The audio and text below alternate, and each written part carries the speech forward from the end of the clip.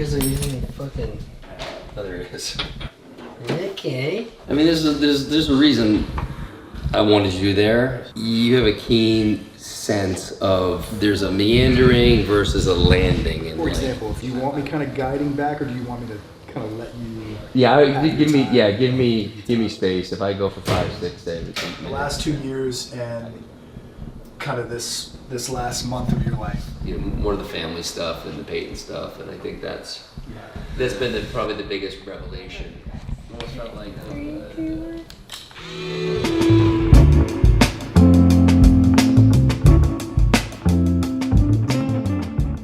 I just wanted to drop in before this episode to give a little more context for this Solocast. I brought Ty in as a way for me to stay in this process that I've been in over the past month in particular. There's been a lot that shifted for me that was preceded by 3 to 4 to 5 years of a lot of uncertainty, which for me was super challenging. And as these things were starting to pop for me and new experiences were arising and I was seeing the world differently, I just felt compelled to put out the first Solocast in, 3+ years. Talk a little bit about that in the podcast, but it starts off maybe a little bit intense, but it lightens up, and I'm really, really proud of how Ty and I were able to navigate a really challenging experience. That's I'm grateful for coming out the other side. So thanks for tuning in, and we'll see you next time. And so this was intended to be a solo cast, and it's some sort of version of that. Yeah. The idea for those listening is like, I just want to share a bit of this journey lately, because I've popped out of a pretty long period of uncertainty. And over the past several weeks, I've kind of been exploring that. And I wanted to come and do a solo cast and share that as a means to just, if there's resonance out there for people listening, because I recognize the men around me have had similar experiences. And so it was a way to be helpful to maybe give some guidance around that. But ultimately, I've decided to bring in my dear brother, Ty Ward. Ty and I worked together for a long stretch early on in the podcast. We've done a lot of stuff with Unlearn Ventures. Ty went and worked a season on some other things while I was in this period. And there was a very good reason why we went our separate ways for a bit. But it feels really amazing to start to come together and work together for a much bigger thing. So we'll get to that at a certain point, but I really appreciate you being here. Of course, bro. And guiding this conversation and letting me ramble when I ramble, and then directing me back to what we're meant to share. So thanks, brother. We'll let you ramble. Yeah. You got all the freedom in the world to ramble. No, thank you, man. This is going to be great. Yeah. Generally speaking, I know, because I've been in your inner circle for some time now, but I know how intense this last season has been for you. Or how different, unique, let's say unique over the last 3 years, give or take, which I'm sure you can speak to timelines a bit, but really interested for you to kind of open that space up with us and talk about the last 3 years. And maybe we start with just help us better understand the uniqueness of this last season of life for you, what it felt like and what you were going through. I tell you what was unique about it. And it was, I think, I don't know the exact timelines, but felt like 3+ years, upwards of potentially 5. And I'll get into that later on when we talk about some of Allison Armstrong's work. But I didn't realize I was in a heavy place, in a really stuck place. For that whole period of time. And within that time, 3 years ago, I remember it was early December. I felt like I popped out of this thing and I was like, oh, I see very clearly. I was very equanimous with just everyone. I wasn't charged. I had this peace about me that I'd never experienced. I was like, oh, this is what they talk about with not enlightenment, but just like an awakening and a clarity and just visioning. And it was very like inspiring and amazing and full of energy. And I remember thinking, I don't want this to go away. And it was about 2.5 weeks, and that son of a bitch was in my rearview mirror. And I didn't realize it until, months later. I was like, I'm not in that place anymore. But I seem to be doing okay and doing a lot of investing and things that I really enjoyed, and was doing the podcast. And, what was interesting is any kind of mistakes I may have been making with investing were covered up by just a frothy marketplace. So everything I was doing seemed to be doing really well. And so I took that as, okay, I've got that dialed. The podcast was going great. And I remember more than once, a handful of times, Peyton would come to me and say, look, I love, this thing you've built for us, this kingdom, whatever you want to call it. I'm super grateful for it, but all I want is your heart. And having a better understanding about the period I was in helps me really relate to where I was. But I thought, okay, I've got to choose. And I was willing to make that sacrifice to be that person. It's like, why can't I just be satisfied and happy and content with everything I've built from a success point of view? And so I tried to really lean into that and have a certain sense of contentment and play. I played a lot of golf, and I was a little easier on the working out. And I really tried to connect with Peyton in a different way. And this is when, just for context? It happened previous to 5 years, but it happened within, the last 5 years as well. So it's something that's been a common theme with us. Yes. And I would say in particular, probably 4 years ago and 3 years ago and 2 years ago. And it was like a kind of a regular thing. And it was like, fuck, I got to fix myself. And so I decided that I was going to commit to that while not realizing the impact that was going to have on my, kind of why I'm here on earth is to build as a man and to create. It's not a binary thing. The idea is to be able to do that and to have meaningful connection with your partner, with your kids, your parents, your friends, community. And I just saw her saying, this stuff's all great, but I don't want that. It's not what she was saying necessarily, but she just wanted to know how do I let him know that all I care about is him? And so being in this kind of, some people call it the dark night of the soul, where, everything was in question. Like, that's why I started the podcast. Decided to start the podcast almost 5 years ago. I released it a little over 4 years ago. And it was this, like, I've used it many times, this existential inquiry, like, why the fuck am I here? And, what's important to me? And, just questioning everything. And that's part of my whole thing with, like, just be willing, have courage to question everything. And there's a real, it's both really scary because everything I thought I believed, I started to question, and a lot of things started to fall apart. And I fell into this level of uncertainty, which is not how men operate. We are certain creatures, and we know what we want, and we go and we do the thing. And I was trying to hold on to this certainty while also being open to uncertainty and curiosity. so there's a liberation in that where I didn't feel as tied to all of these,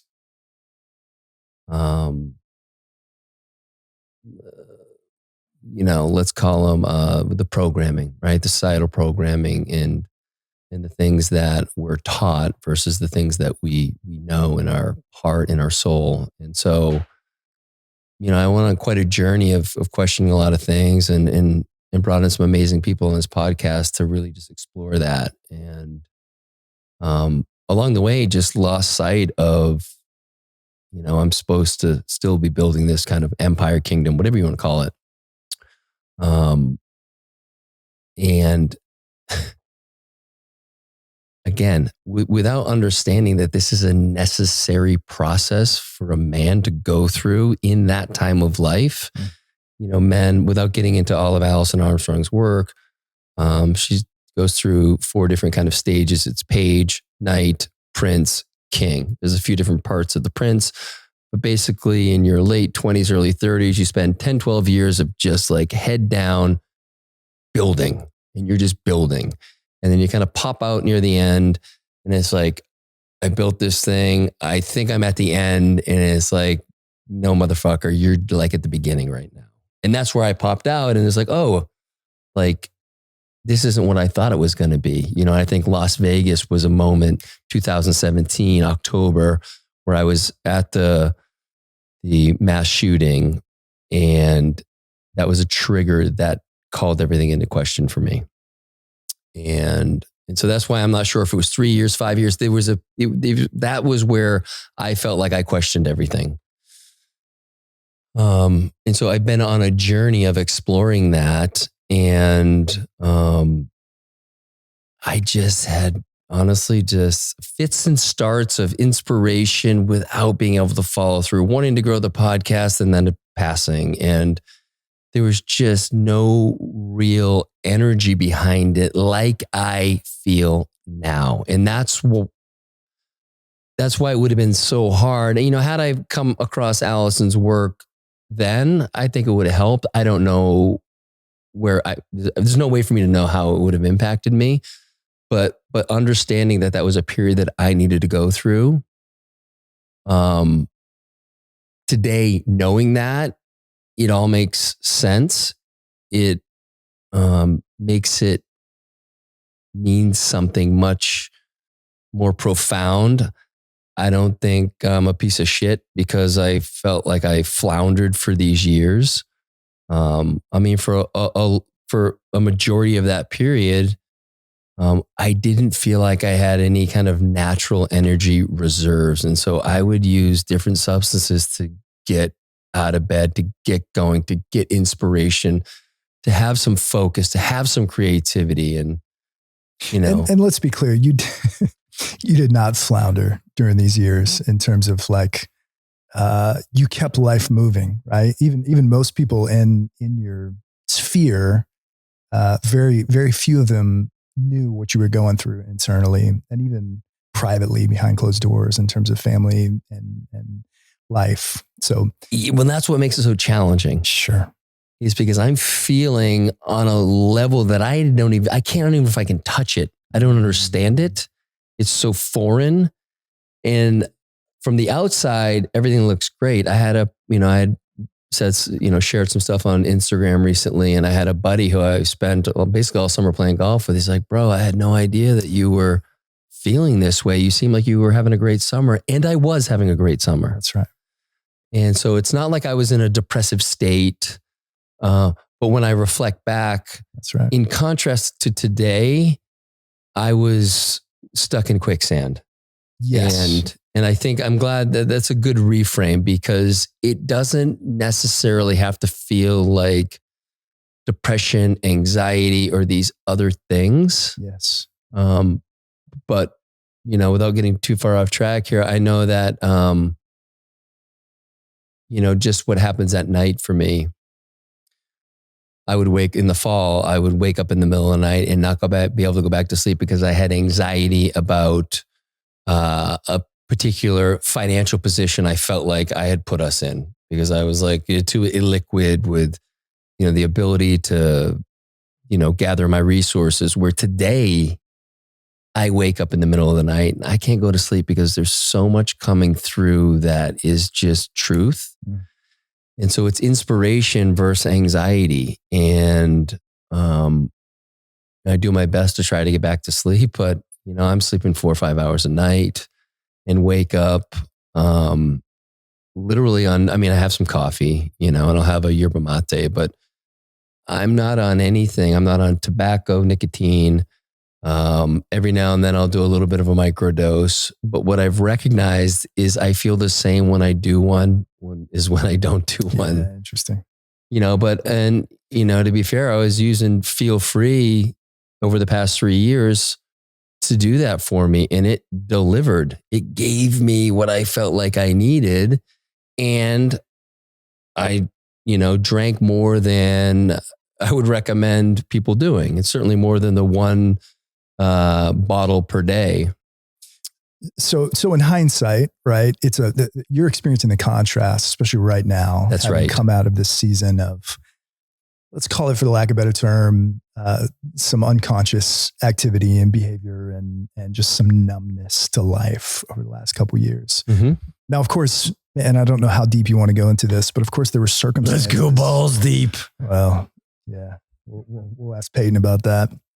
The question is, circumstantially, you had things going on in your life, right? You had some illiquidity that you spoke to, some stresses around making certain moves in the market. You had some family stuff going on. Oh yeah, right? there was that. Yeah, there was that, which again, I don't know how deep you want to go, but I'll go deep with keeping some stuff sacred for sure. But I guess what's important to me, or what feels important, is this. Obviously, you're feeling the contrast of it. So the last 3 years, even though you were functioning and operating as most men do, right? I know for me personally, I get into seasons of numbness where I'm completely unaware I'm numb. I don't even completely unconscious of the fact that I'm not feeling some of the deeper things happening in my life or processing some of the deeper things. So you've been functioning. Now you've popped out of this, which we're going to get into some of this transition period for you, and hopefully be able to talk a little bit about Allison Armstrong and the tunnel process that most men go through. But definitely interested, before we go there, definitely interested to really understand, and this is just as much for me or anyone listening, of what the last 3 years has felt like. There were intense circumstances, but generally, like, how do you feel like you were able to go through a season like that and be almost entirely unaware that you were there? I think the numbing, the lack of wanting to feel all that discomfort potentially kept me there longer. Yes. And when I would have this uncertainty, it was really uncomfortable. And I crave certainty. I don't need to be right or anything like that, but it's this constant, like, changing my state. Like, whenever I would feel like I wasn't like my best, I wasn't on, then I would do something, generally ingest something to elevate that. And I think that numbing, I think a lot of us do it. We use many different avenues to do it. And for me, it was those substances, I talked about, and I would cycle off one, and that next day I would be on something else. It wasn't like I took a break altogether. And it wasn't until I committed this final time 3 weeks ago, Tuesday, February 8th, to just stop all of it. Because I started to look into the future, and I was like, okay, dude, you've been enhancing your feeling experience and obviously numbing it through substances, through external things for 3+ years. What's your plan here? You're going to still be doing this in 10 years, 5 years? Like, do you still want to be doing it in 1 year? And I just realized, like, I can't, like, when do I get off this train? And so I just committed on this particular day. I don't know why it was that day. but I just decided it's like, that's the day. And I made sure that my calendar was pretty okay the next 2 days, because when I've gone off stuff, I do know that if I don't do anything, I'm pretty tired for 2 days. That natural energy reserves are just starting to build, but they're really low. And I keep them low by numbing, by doing all these things. The natural chi does not build. And so I know by like Friday, I'm probably pretty good. Well, I went for a hike with Boyd and another friend of mine on that Thursday. This is the day 2 of being off everything. Boy, I didn't have anything to offer. I mean, Boyd's one of my best friends, the easiest guy to talk to. And I'm just literally thinking to myself, I really hope they don't ask me anything where I've really got to answer profound, because I got fucking nothing. I so know that feeling. Right? And it's like just fucking trying to play small with my 2 buddies. And fortunately, they had a lot to catch up on. So I just got to listen, and chirp a little bit here and there. But it took a lot out of me. But by the next day, by Friday, everything started to elevate. And then it's been, an unfolding, it's been about 3 weeks now of just greater and greater clarity. And a lot of things are coalescing to just continue to amplify what I'm feeling. But it's funny, right before we got on, I do want to share this because Peyton sent me something on Instagram. And it's this quote from Corey Muscara. I don't know who Corey is, but I like this. Show me the ways you avoid stillness, and I'll show you the patterns that run your life. And boy, was I avoiding stillness. And right now, as frenetic as the energy can be at times, and I at least have enough awareness to know that sometimes, like Lindsay and I had a meeting the other day, I was like, I'm too elevated. I went, worked out, kind of moved that energy, came back, and I thought we had a really productive meeting. But I was so uncomfortable with stillness because stillness made me sit in that dark night of the soul. And I think I just finally, for again, a lot of different things came into play.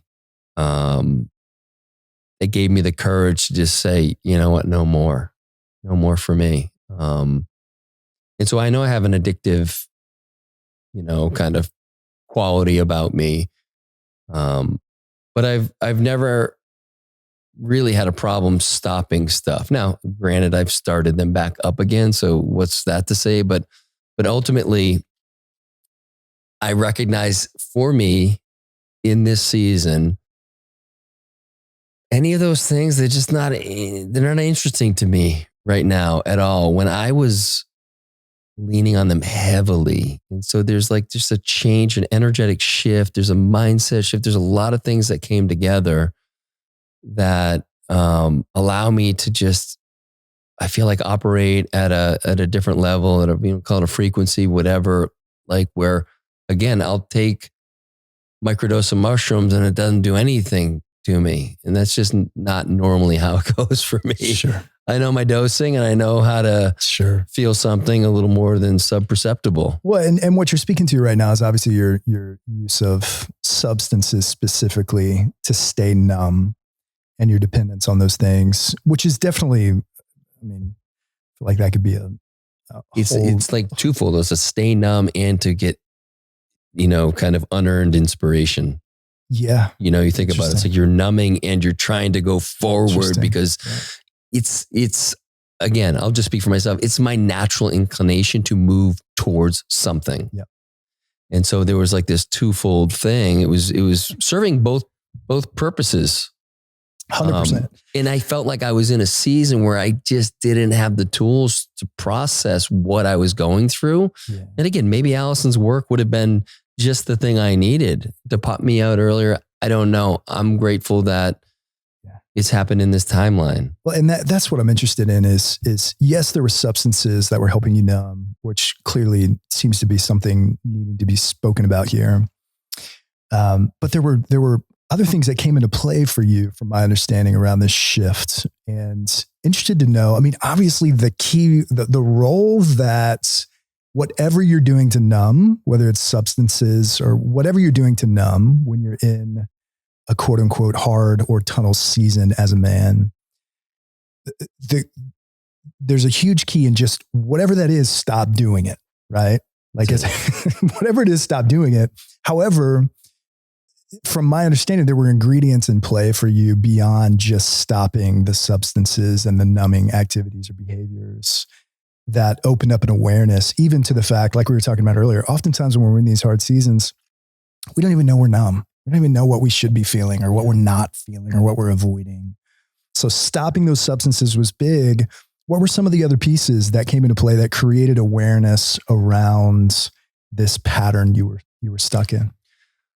Well, for almost a year, I've been working with a coach, Salim Najjar, and he's an HRV kind of specialist, but much more than that. And so we worked a lot on HRV and the things that support HRV, and we used a lot of different modalities. And after a while, he just started to get much deeper into like, why do you feel like you need to be on? And like getting to the stories behind, and underneath what was driving these behaviors. Feeling like you need to be on in what way? In every way. When I'm hanging out with the guys, like have a little feel free or something, just so I'm up. I can't be down. I can't be low energy. That's not me. Around in any way, like there's got to be some sort of showing up in a way that is consistent with who I am and that identity. And so he really we worked together on that a lot. And I think he has been a tremendous resource for me in that and like really laying the groundwork. And so then I would say that going to South Africa for Boyd's 40th and spending 5 days on the Wild Coast, which is the east coast of South Africa, on a basically a 4-day trek with Boyd and 12 of his friends. Which was that big, by the way. Yeah, and it was a ceremony. Yeah. It really was. And, Boyd would start each day with a prompt. And to be fair, like when I would share, I was really trying to find something. I was still so clouded and just didn't know. And so I was searching for words where if we were back there today, there's a lot I could share from a different space. But something when I was there awoken in me, and I came back home different. There was a shift. I think over the course of probably just less than a month, I read 9 books. I don't think I read 2 books last year. And so I got really inspired. But a lot of this was like expedition stories because we were on a bit of an expedition. Yeah. Read a couple about the Antarctica and, the source of the Nile and the Amazon and deep sea diving and all this stuff. And there was like a lot of inspiration in that was just like, it was moving me forward. And now I was starting to orient towards other things. And I think just those stories, if I ever wanted to see myself in there, and it's not as if I'm going to, do Shackleton's journey to Antarctica, but I just had no connection to it if I'm going to continue to live the way I'm living right now. The trip to South Africa, what specifically about it? I mean, it sounds like what you're speaking to is this almost sense of adventure that you both experienced in South Africa, you started reading about, was kind of calling to you, but specifically with the trip, what was it about the trip that really created an awareness for you? I think part of it, and I've had this experience each time I've been to South Africa, so that would be the 4th time I've been being in the natural land. Mm. And it's different than what I experience here in Austin. As much as I love Austin, it's different. And so I drop into a different space and time. And our phones didn't work, which was awesome. And so you're really, you're going on these all day hikes, and they're, with guides and everything. I think there were 16 of us. you're walking along with different guys each time, and you're connecting, and you're listening to, maybe you're just walking and you're listening to guys in front of you or behind you, but there's so much richness in the conversations. And then we'd sit for meals and sit around the fire every night. And again, with Boyd's prompting on a lot of just going inward was really just opening things up.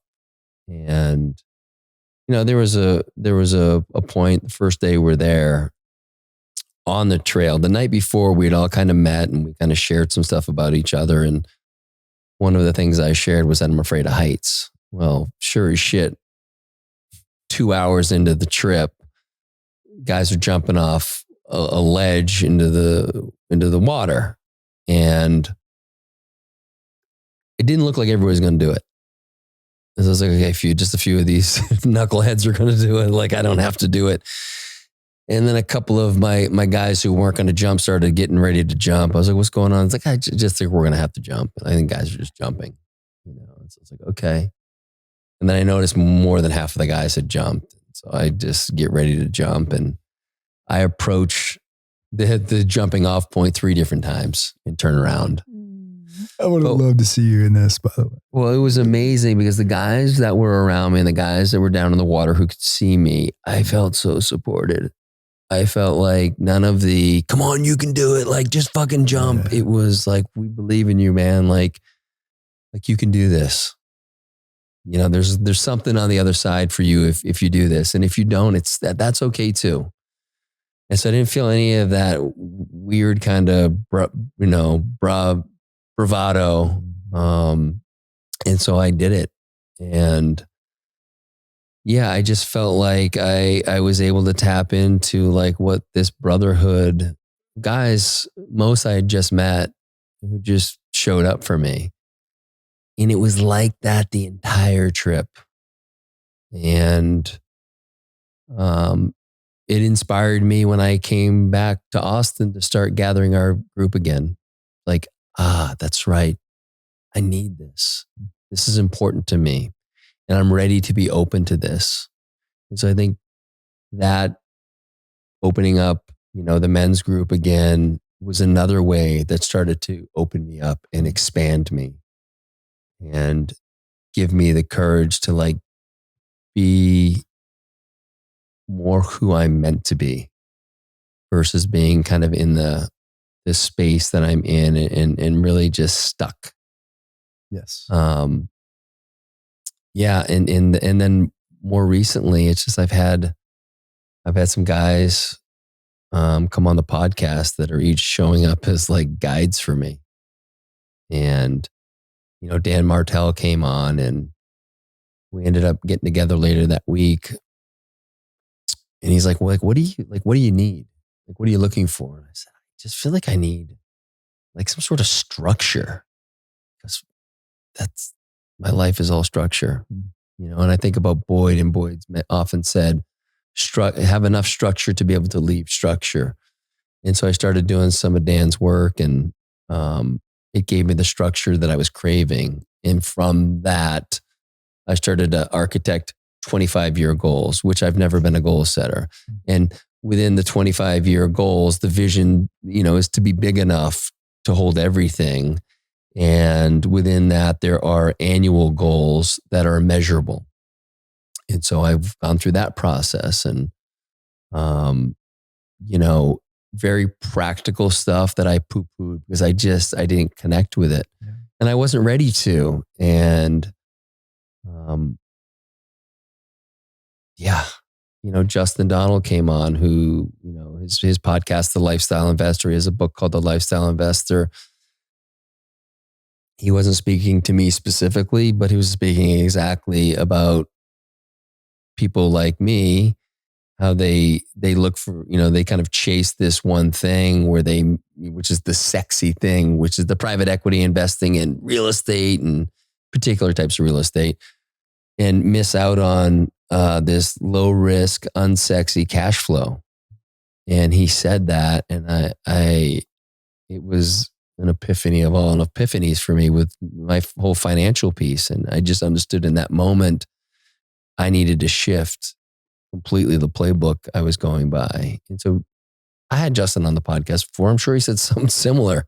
I didn't hear it, but it shifted. You were too deep in crypto at that point. Well, and I was married to what seemed to be working. Yeah. But when I look back, there's probably been 3 times since I've been in Austin where I felt this like pinch, and I get so frustrated with myself. It's like, bro, you have all these resources and here you are like trying to figure out how to get liquidity again like this, and had, I don't know, I would have changed that had Justin not come on the podcast.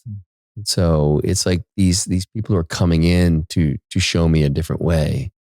And so it's been really interesting. Again, they've probably come through before, and I just wasn't ready for the medicine. I wasn't ready to process. I wasn't ready to move forward. And now I'm ready to start to, as Boyd says in the, he talks about the Beck change cycle, and it's this, there's the melting down phase, there's the dreaming and scheming, then there's the hero's saga, right? That's where things kind of come into form and action. And then there's boom, the promised land. That's where things are realized. And, on a meta level, I spent 3 to 5 years in this meltdown phase. And it's not like I was melting down, but there's just such uncertainty. And I didn't know what to do. And there's, when you find yourself in that stage, there's a surrendering that needs to happen. It doesn't mean you give up.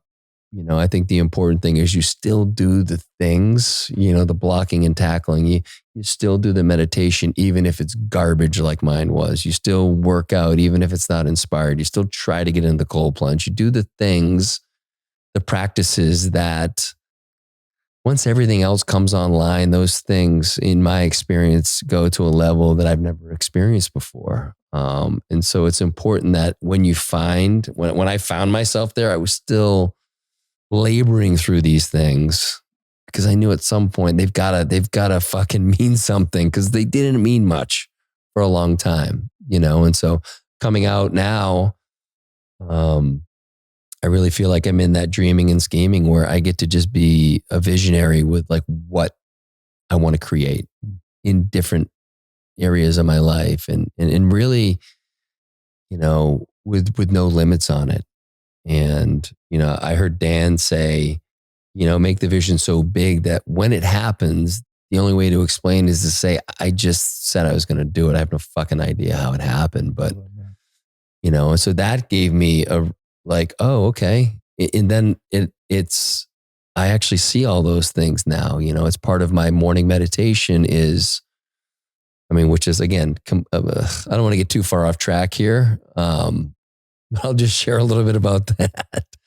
Again, I would go in my, the Unlearn layer, and I would do my 5-6 minutes of meditation, and it was pretty uninspiring. Just check the box. Absolutely.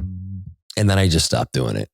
And I started doing it again. I stopped doing it. And then I've re-engaged with it. And again, it's been about 3 weeks, and it's grown to a 30-minute plus meditation. And, Salim gave me some framework that was about a 10-minute type thing. There's some gratitude practice in there. It's connecting to my purpose. And,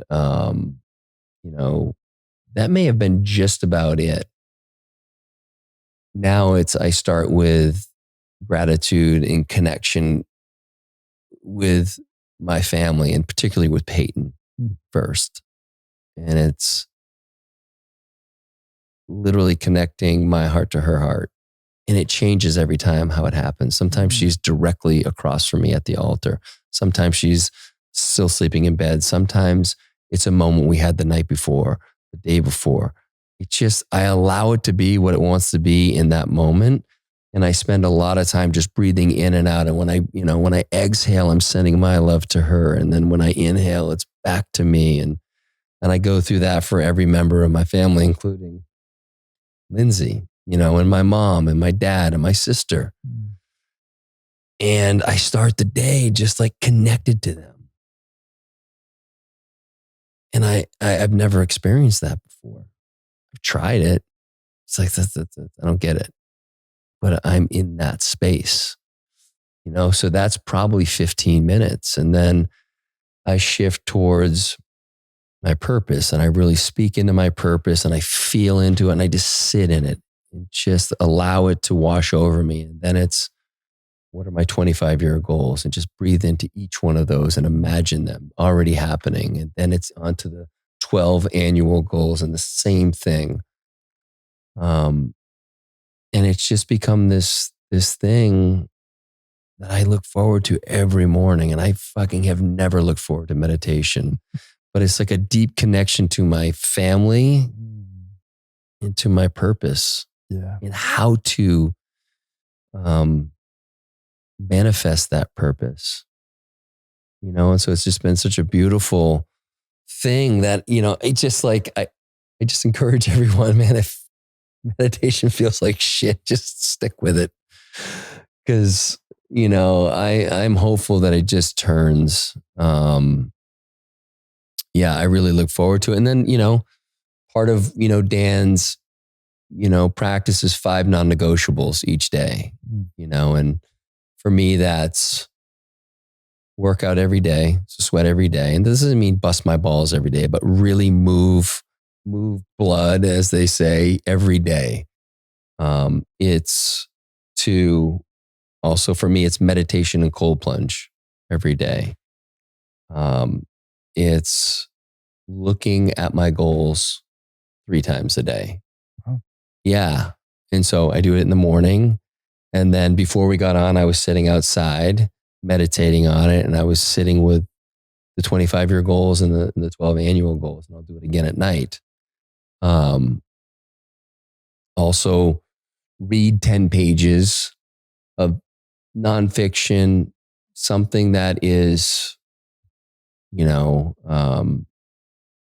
aspirational. It could be a Ram Dass. It could be Boyd's book. It could be just something that centers you on something outside of yourself. And then, it's engage in social media. And what I love about what he shares, and it's how I share naturally. It's who you, not how to. So who are you? And like just show people who you are and don't tell them what to do. And so they're the things that since I, started with him a couple weeks ago, I've done every day. And again, it's enough structure to be able to do all the other things I want to do, but it's like this piece where I'm grounded. Yeah. Yeah. I love that. And what you're speaking to right now that I love is just practices that you've installed in place to maintain, at least create just more. Obviously you have discipline and the rhythms that you're creating with these practices, but it's almost like going back to the conversation around seasons where we are numb, regardless if we're aware of it or not, but just how powerful and how helpful 5 non-negotiables every day can be, just to being in that space where if numbness does creep back in, you have some sort of contrast. You have something to contrast it against, right? What's fascinating to me as I hear you talk is you are considered, even from a close friend, you're considered somebody who is on this journey of waking up to more of life consistently or constantly, this ever evolving journey. And you've built a podcast around what you call this journey of unlearning. And, I've watched you in our 3.5-year friendship have these like micro unlearnings, these micro waking ups moments, and in a really beautiful way. But what's interesting as you talk is just tracking the fact that like we have, especially as men, I feel like there's a rhythm to this unlearning. There's a rhythm to, and I know Alison Armstrong speaks about this beautifully, but kind of these tunnel seasons, and some of them are shorter than others. Some are shorter, some are longer. And it sounds like over the last 3 years, give or take, there's been this longer kind of tunnel season, this awareness season recently, or these pieces of awareness that have come together. And then the unique factor here that I'm hearing is that you've connected with certain sources like Dan and even some of these podcast guests that are helping you install a sense of consistency, stability, to create this kind of contrast in your life, which is beautiful. But as we speak to Tunnel, I'm interested to hear more about Alison Armstrong, because I know it's been a big piece of the recent process for you. And I'd love to hear about kind of your reflections from her work, and perhaps how we as men in general can really better understand these ebbs and flows and this constant kind of setting and resetting that's very natural for us. Yeah, great question. You know, I always forget the name of her audio book. Do you remember what it's called? I don't. Something. The Amazing Development of Men. Thanks, Chase. Which is a must listen for men and women who are in relationship. And it's very easy to digest, and it's not very long. So it's one of those pieces that I went for a walk and listened to about half of it and was emotional for a decent amount of the walk, because I felt seen and understood for the first time in my life. And I got to see myself differently. And it let a lot of judgment fall by the wayside. And, you know, again, she kind of goes through these stages with the page, the knight, the prince, and the king. And you know, I'll focus a little bit more on the king and the tunnel. But that's like, again, it's that period where we go from, like I said, certainty to uncertainty. And it's a necessary piece. You know, I think about it with, you know, I love Adyashanti talks about resume virtues and eulogy virtues. And these resume virtues are like the things we do to get jobs and make money, and just those things look good on a resume. And the eulogy virtues are the ones that, those virtues that, you know, you hope people aren't talking about how great you were at math at your funeral. And, you know, it's this transition from the resume to the eulogy side, while not discarding the resume piece. And that's kind of where I went, I don't want to say off track, but that's where I got stuck. And what I've experienced lately is a coming together of those two things. And I feel it because I feel like I'm operating at a higher level than I ever have in my life as it pertains to the resume stuff. Building a legacy in that space. And I know that I've never been more in love with my wife. I've never seen her in the way that I see her today. And I didn't know that was possible. Not because I loved her so much. It was because we went through some hard times. Our family went through some challenges. And, you know, this time last year, we just didn't know. And I had finally accepted that I may not be successful at this, and we may have to go our separate ways. And I surrendered to that. And it took a lot of the tension out of trying to hold it together and fix myself and do all these things. It took a lot of that tension away. And it gave us some space from my point of view. And I didn't force anything, and I don't think Peyton did. And it's not like things immediately got much better. But, you know, the families, we've done a lot of work. And a year and a half ago, we were in crisis, you know, and one of the, you know, I don't know exactly what kept me in the game or what kept Peyton in the game.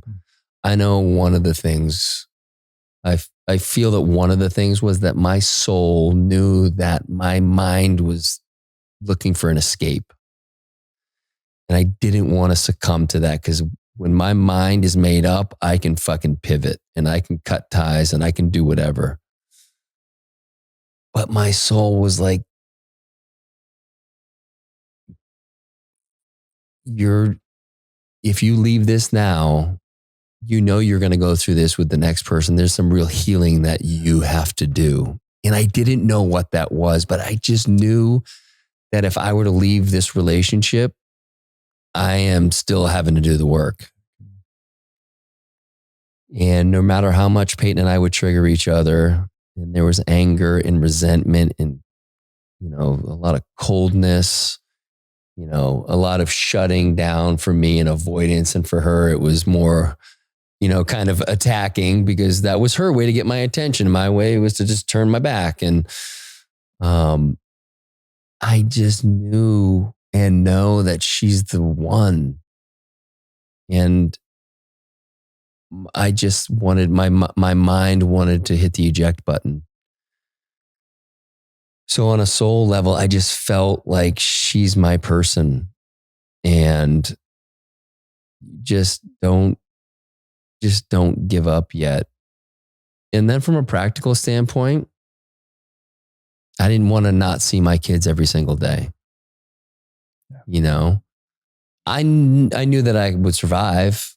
Plenty of my friends have, and they're much happier than they were in their marriage, spending less time with their kids, but it's just, they're in a much better place. So I allowed for that to be an outcome as well. And I spoke to a few friends who had gone through that, and they asked me a few questions. Are you still attracted to her? And I was like, yeah, absolutely. And this isn't for my kids to hear, but it's like, how do you still frequently, are you intimate? And it's like, yeah.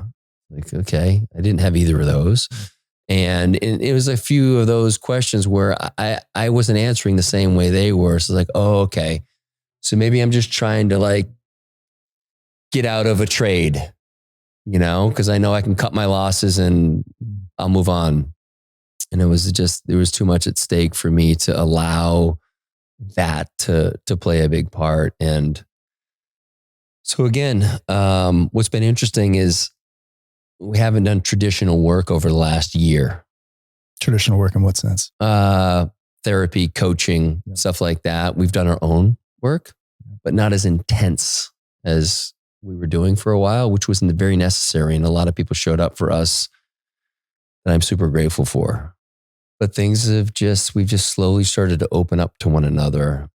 And I was doing my damnedest to open my heart, because I knew that was one of the things I knew, that I spoke to in South Africa. It was the one true thing that I felt. It's why can't I open up my heart to her? When we were sitting in this cave, and the water, the sea is just smashing on these rocks that are like this mountain, and we're inside it. And I just envisioned Peyton being the ocean and me being the mountain. And it's okay, I'm supposed to be this rugged, sturdy mountain that can handle anything. But I'm also supposed to allow bits and pieces of me to wash away into the ocean. And I wasn't allowing that. It's I wanted for that. I'm just soften.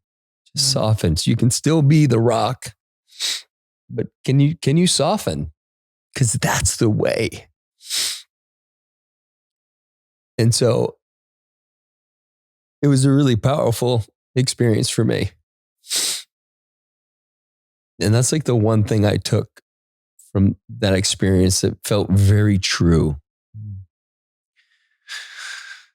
And man, we were out to dinner last night with friends, and we were hugging and kissing, and it was just, nothing was forced, and it was just intimate and not, overdone, but it just, there's a lot of curiosity from each other and how can we support one another where we've led these parallel lives and doing our own work. And now it's coming together, and, I know you've referred to the experience in the cave and around Peyton as realizing that you just weren't able to let her in. Like there was this sense that you just couldn't quite let her fully in. Are you having a different experience now where? Yeah, man, it's like little things. Like all she ever wanted was like when I get up in the morning is to give her a kiss, and when I get up and I'm just fucking ready to start the day. And, sometimes I would, oftentimes I would forget. And originally it was like, I just don't want to wake her up. I know I don't want to be woken up don't wake me up with a kiss. Like if I'm sleeping, like I need my sleep. And it's one of the things that like Alison Armstrong talks about is she's like, look, to the women, like men aren't hairy women. We're not the same. And I forget what she says about women. You remember? Yeah, she's like, we are very different. And so I couldn't wrap my head around the fact that she really wants that. But now, dude, I'll snuggle with her in bed and I'm not as much as I am excited for the day, I will give her love and I will snuggle with her and I will let her into my heart.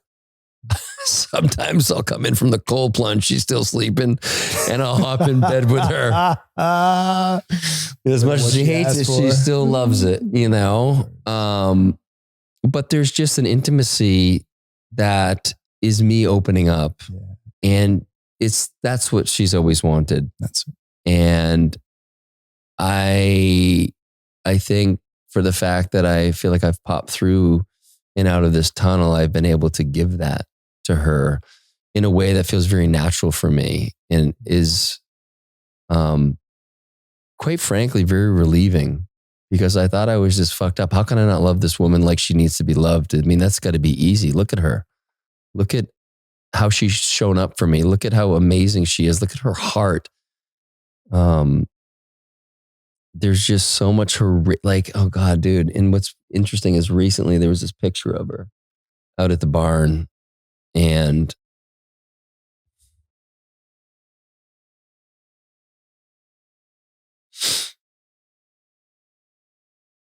I had posted it on social media just because I felt compelled to, because I just had never seen her that radiant.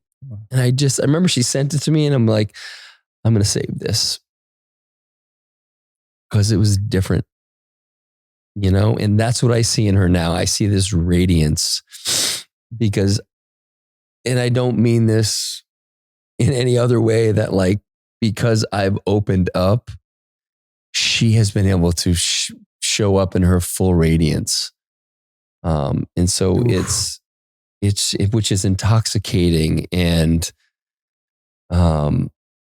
I'm so attracted to her and I just love being with her. And dude, I've played so much fucking golf, so much golf. And I was playing golf the other day and I just wanted to be home with her and the kids. Oh, wow. And buddy, I don't remember ever feeling that.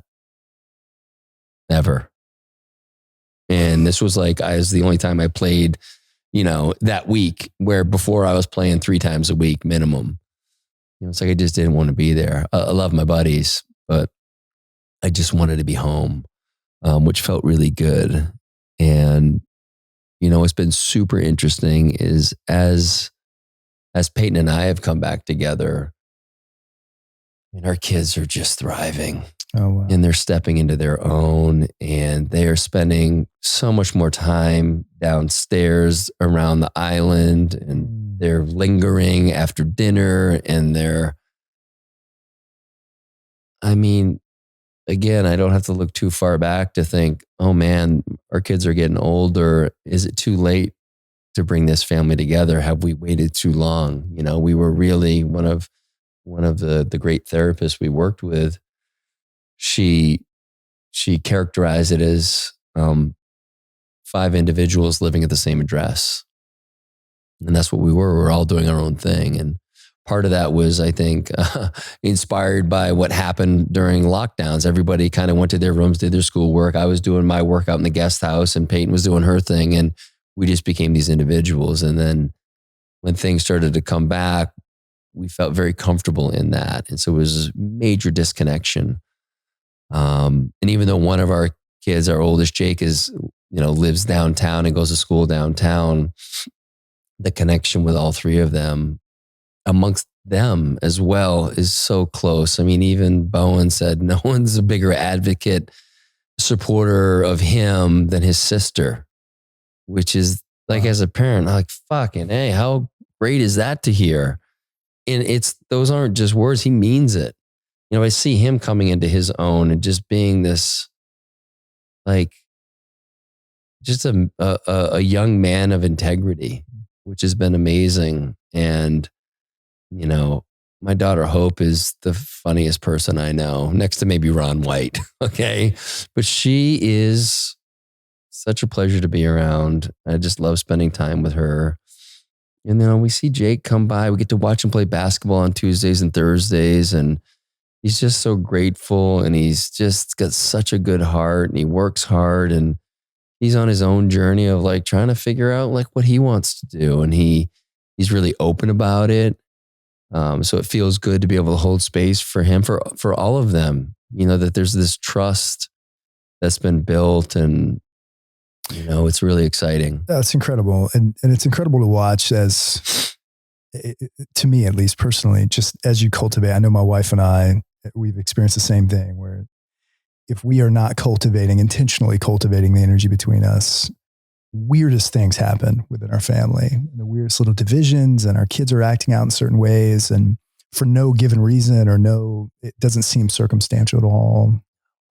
But as soon as we start to cultivate that space between us, it's the way the kids feel. And I was completely unaware of this for the longest time, but the way they pick up on the feelings of our relationship and how we're cultivating that space is incredible to me. Interested to know. By the way, just on that note, because I know you guys are probably similar. There doesn't need to be any fighting. There's just, that's right. There's like a coldness. There's a shut offness. That's right. And you think the kids don't pick up on it. And that's what it was like for a number of years. That was affecting the kids. They pick up on all that. So anyway, yeah. Yep. No, exactly. And that's, sometimes parents have a style where they only fight behind doors, but the energy is still very prevalent now. So kids are still responding the same way. It's fascinating to me. With your kids, you've always been intentional with them. You've always been aware of them. You've always been, honestly, my experience of you is just an incredibly loving dad who cares a lot about them. Has there been any shifts through this recent kind of coming out of this tunnel into this new energy, into this new season, into this new kind of 25-year goal piece? How have the kids been incorporated into that in any sort of unique way for you?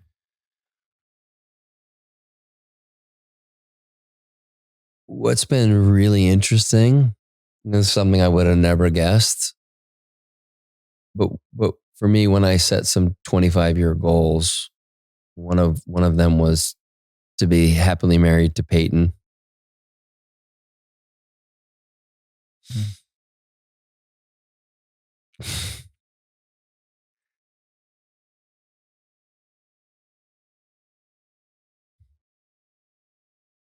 When I wrote that, I didn't know I was going to write that. Wow. To have 3 healthy, happy kids. So mind you, in 25 years, they're still my kids. They're just a bit older. And to have lots of grandkids. And so as having that as the big vision, things become binary again. Are you going to go do this thing by yourself that maybe doesn't serve a real purpose? Or are you going to go take this opportunity to spend time with your son or your daughter and just show up for him or her in a way that helps them be happy and healthy and want to have a family if that's a choice that they want? And like, what am I doing to support that goal? And it's just, I just started to recognize like all these moments where I would selfishly just want alone time or whatever because it's safe. I would choose the other option because it was binary to me. And so I'd say that's the biggest shift I felt. I think I have always been pretty understanding with them. I think the resonance is just deeper now. I think they're opening up more. I think they're curious. I'm better with boundaries. Sometimes the boundaries in the past have been a bit leaky because I've tried to not replicate how my dad was. And you're not trying to feel your feelings in any way. right. So just like, hey. Cray, man. Yeah. Oh, God, I noticed that. But go on. Yeah. And so I just think, when I mean boundaries in a respectful way, I've really, since I started this journey of unlearning, we'll say, 5+ years ago, I've wanted my kids to have their own experience. And I think with that comes boundaries and support, but it also allowed them to quote unquote, fuck some things up and learn from it. And I think both Peyton and I have been strong in that area. And I think we're both in alignment there. Where in the past, we haven't necessarily been. And I think that's been a little bit of a power struggle. It's not that we didn't necessarily agree with the other person, but there was a little bit of a pissing contest when we were triggered by the other. And it's like, there wasn't the support. And I think today there is, even if maybe she doesn't totally agree with something I allow or don't allow, there's a trust that there's a reason that I went that way versus a lot of questioning. I can imagine. And energetics around it. Yeah. When you guys are more connected and in sync, and I can only imagine. Help us land this, because there's something from the tunnel.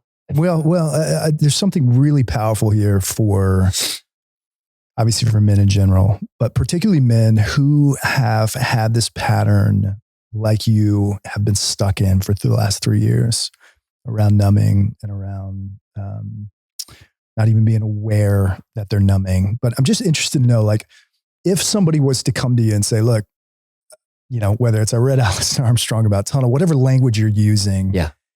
And essentially say, look, I'm there. I don't know how to get out of it. In fact, I'll make it personal for me.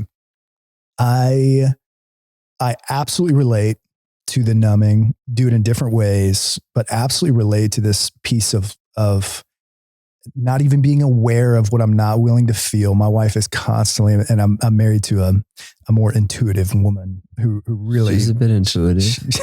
She feels things from miles away. Yeah, she does. And she's constantly telling me that I'm not willing. I'm avoiding something. And it's just this lack of awareness for me. So I'm interested to know, like, as a man, what advice would you give to men who may be in tunnel seasons, whether it's micro or macro tunnels, or just in general, have a hard time even figuring out where to start if they start to become aware that they're avoiding things and that they're numbing out in certain ways? So that's a great question. And I would say, another word for the tunnel is like a midlife crisis, right? Everybody's pretty familiar with that. I've had about 4 of them and I'm only 38. Yeah.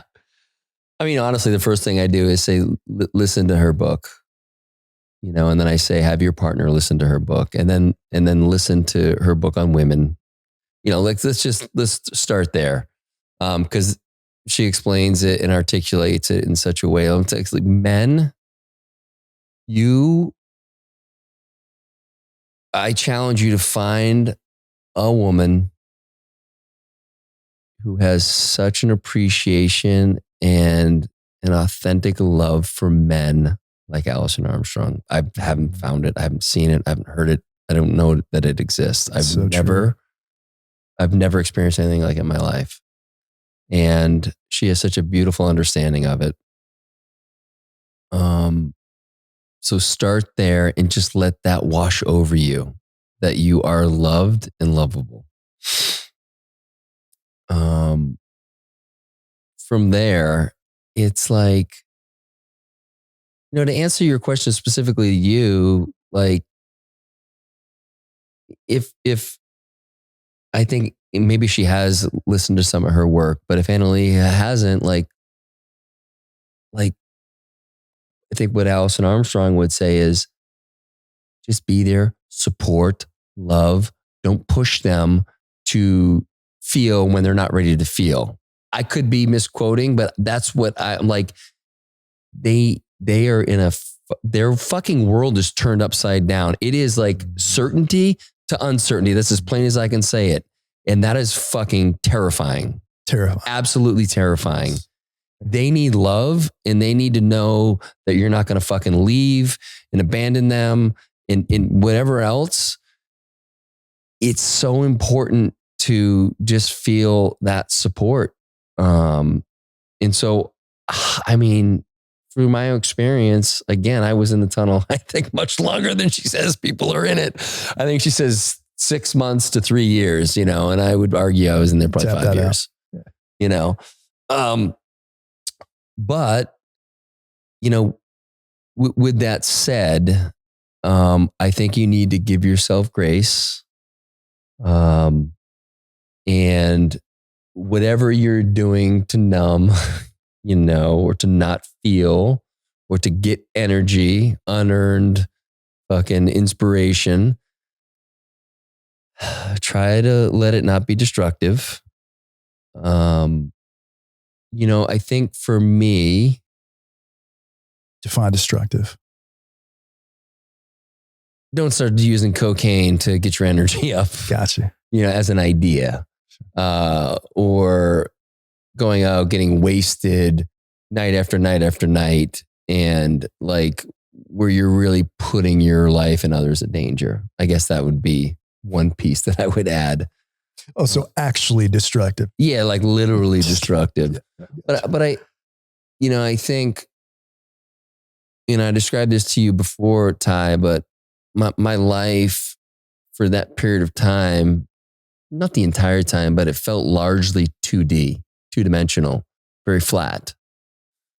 Today, it's 3D. It may be fucking 4D. I don't know, but I know it's alive and it's breathing. It's seen in my meditation, the connection to my altar, to my workouts. They've never felt so good. I have fun with them. Getting in the cold plunges is a completely different experience. It's a bit spiritual for me. It's not the grindy thing it used to be. Again, as I talked about, my connection to my wife is a brand new love. To my kids, to my brothers. It's just life is different. And I say this as a way to say, like, I believe it's around the corner. Some of the things to do are continue with the practices, even if they feel shitty.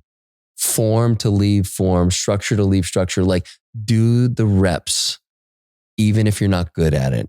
Don't judge yourself. Continue to show up. Maybe it's part of your 5 non-negotiables, but continue to do it. And then again, engage in Allison Armstrong's work. I think it's a great place to start. And really have those conversations with your partner. Like Peyton's listened to the book. She's had a lot of great questions. And she's had, it's beautiful because she's given herself she hasn't even listened to the women's version, but even through, the what's it called again? The Amazing Development of Men. She feels a lot of the guilt that she's felt fall away. And so Peyton has. It's very cathartic. Yeah, I can imagine. And so I think starting there and then just getting curious and like, how can your partner support you and how can you see her differently? Holy shit. Like, I won't go down any rabbit hole here because I don't know it nearly enough, but like, bro, women, they don't feel fucking safe. Like much of the time. Where for us, we're like, how the fuck, what? You don't want to like safety? What? It was astonishing when I heard that. Yeah. And you know, when Peyton's away for a night or for the weekend, like, frankly, I sleep great. I like having like whatever. I don't think twice about it when I'm not there. And I've heard this from many women. They don't sleep well when their husband's not there. And it's like, well, we got an alarm, and it's like, it's not that. It's just, oh, now I get when she says that, you know, she's not just looking for attention or whatever it is. She means it.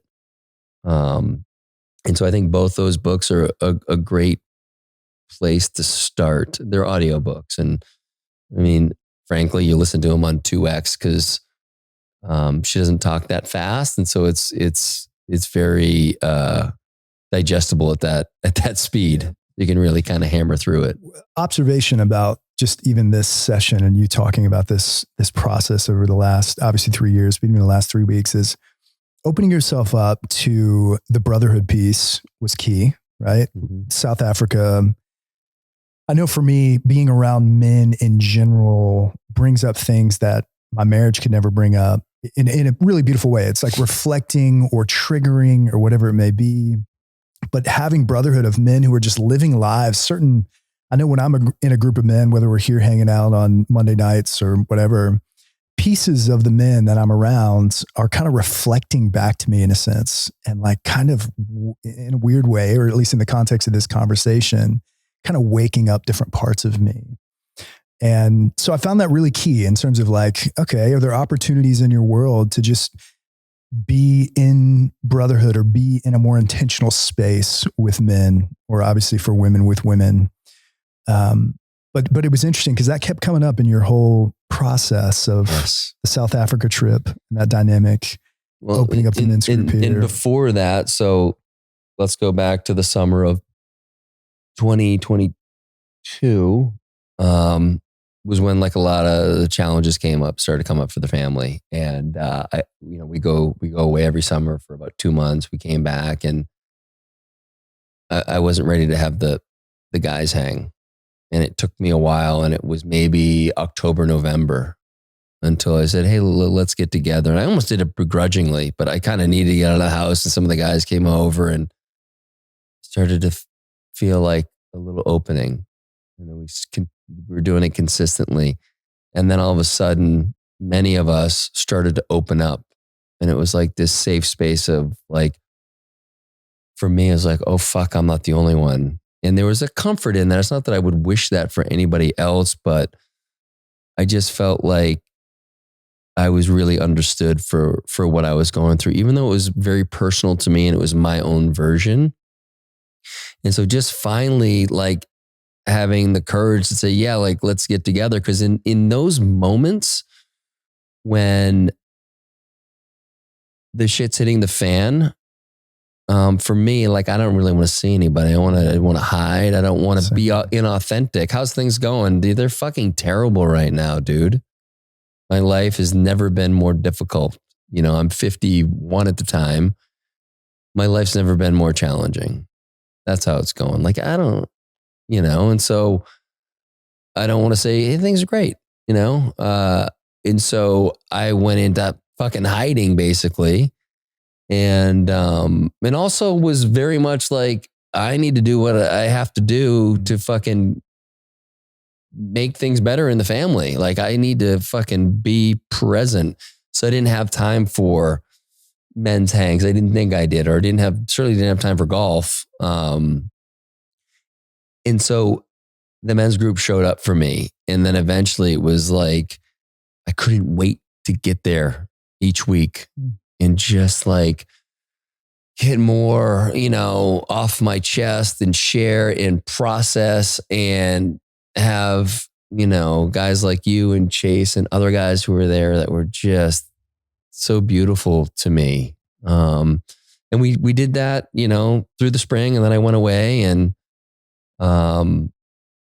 we did some in the fall. And then I think I started to feel the tunnel a bit more. And I was like, I don't really want to see anybody. I don't know what I'm doing with this podcast. I may stop doing the podcast. I may stop this. I may just fucking was ready to just the tunnel. Burn it down.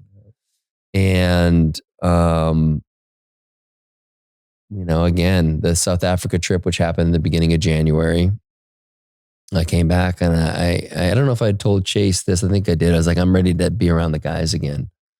And so like, let's do this. This is like inspired me. It's like, this is, these are amazing men we're around in South Africa. And we have these men in Austin. Like, let's get our guys together. And essentially the first couple of weeks, there was like a handful of us that showed up. And then it was like last week, you just feel it's hitting like a fever pitch, and this place is going off. It's amazing. It feels like so much beautiful energy in here.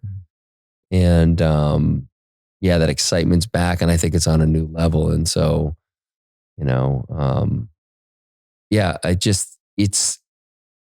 it can look any way you need it to look. That's the thing. You got to start somewhere though. Start with a couple buddies, whatever it is, over at someone's house. You need a space. You need to not be bothered. And sometimes we play ping pong and pool, and, we watch a basketball game. Sometimes we sit around and we play music. We do the sauna. We'll do the cold plunge. We'll eat a meal. There's music playing. There's any number of ways that we do it. There's no real architecture to it, except that this is when we're doing it. Show up. We'll have a few things that, maybe we'll do, but there's really not much structure except the understanding that when you're here, like, what we share here stays here, that it's a sacred space, and we don't just bring randoms in. And there's no offense to anyone, but if someone has a friend in town and they're like rock solid dude, absolutely. But it's a closed men's group because there is a lot that's shared that's sacred, and we just need to keep that the sacredness of that. Yeah. But like tonight, Bowen's gonna come out, who's my 18-year-old, and he's, he came a bunch last year, and so it's amazing to me that I get to offer that to him and to my son Jake, to be around all these men and to hear the things that we talk about. And for him to ask questions and for him to share like what's going on in his life, and for him to be seen and heard by real men is such a gift to be able to give him, that I'm grateful. I'm grateful for the guys that show up and do that for him. Beautiful. Buddy, I know the energy you're feeling right now in this season, the shift, the contrast you're having from someone in your life. It's potent, it's powerful, it's inspiring. And I know, listeners of podcasts will be able to go on this journey with you over the next season and how the podcast changes and all those things. But interested to know, do you feel, is there anything that you would love to, like land this transition period for you, in any way whatsoever? I mean, I know the intention of this session was to really, for you to process this out, both communicate it, but also be able to kind of personally process it out. Interested to know if you feel processed or. Well, the first thing that came to mind actually was, for one, I've been kind of teasing about this a little bit just on social media because it's been on my heart, and it's been such an important shift, and my life has changed. Yeah. And I didn't know that I would ever in my life feel like this. And so it's almost like just like giving people hope in a sense. I don't know how that sounds, but like, no, it's good. It's right. It can happen. And so there needs to be a bit of trust and faith. And like I said, there are the pieces that I think are important to do for the consistency and showing up for yourself and being committed to yourself. But really, like, just reach out to me. If you're fucking struggling or whatever, like I'm here for it. And I'd love to reflect back and maybe help with some resources or whatever, or just allow you to be seen and heard in a space that's safe. You know, I would say that that's the first thing that came to me, is just like, hey, I'm here for it. So, yeah, man. It's beautiful. Well, dude, it's good to feel you. It's good to be in this. Like, I love watching Cal process his life and the growing awareness. And it's like, it's a real gift. So thank you for sharing with me, and thank you for sharing with us. Yeah. Well, thanks for doing this for me, brother. I appreciate it. Oh yeah. I love you, buddy.